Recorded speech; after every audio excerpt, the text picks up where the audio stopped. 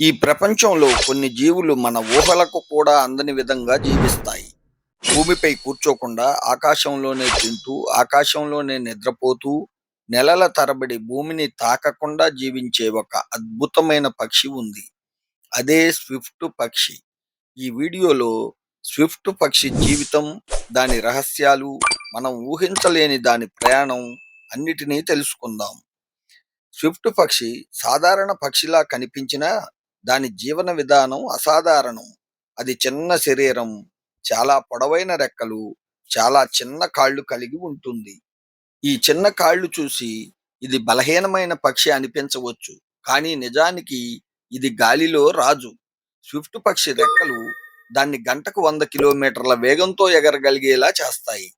భూమిపై నడవడం దీనికి ఇష్టం లేదు, ఎగరడమే దాని జీవితం.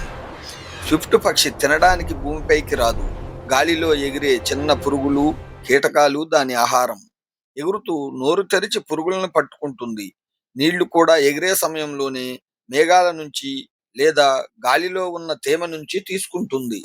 భూమిపై దిగితే మళ్ళీ ఎగరడం కష్టం. అందుకే స్విఫ్ట్ పక్షి భూమిని దాదాపు తప్పిస్తుంది, దిగడమే మానివేస్తుంది.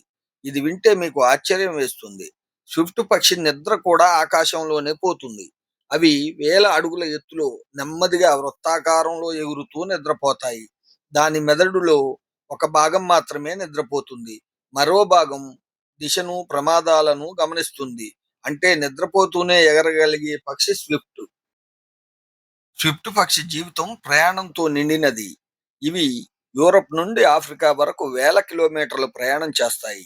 నెలల తరబడి భూమిని తాకకుండా ఎగురుతూనే ఉంటాయి.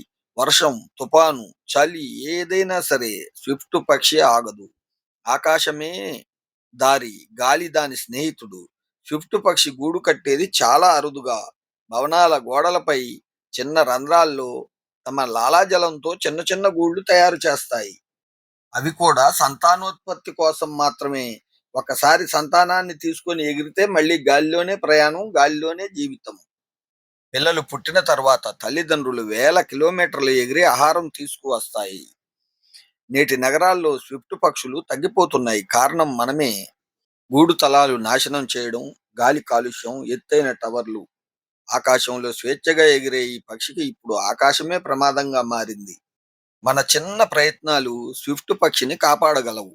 భవనాలపై చిన్న గూడు బాక్సులు, రసాయనాలు తగ్గియడం, ప్రకృతి పట్ల గౌరవం. స్విఫ్ట్ పక్షిని రక్షించడం అంటే ఆకాశాన్ని రక్షించడం. స్విఫ్ట్ పక్షి మనలాగే ఆస్తులు కూడబెట్టదు, ఇల్లు కట్టదు, భూమిని సొంతం చేసుకోదు. దానికి కావలసింది ఒకటే, స్వేచ్ఛ. ఆ స్వేచ్ఛ ఆకాశంలో ఉంది. ఆకాశాన్ని గౌరవిస్తే స్విఫ్ట్ పక్షి మనతో ఉంటుంది. లైక్ చేయండి, షేర్ చేయండి మరియు ప్రకృతిని ప్రేమించండి. నా ఛానల్ సబ్స్క్రైబ్ చేసుకోండి.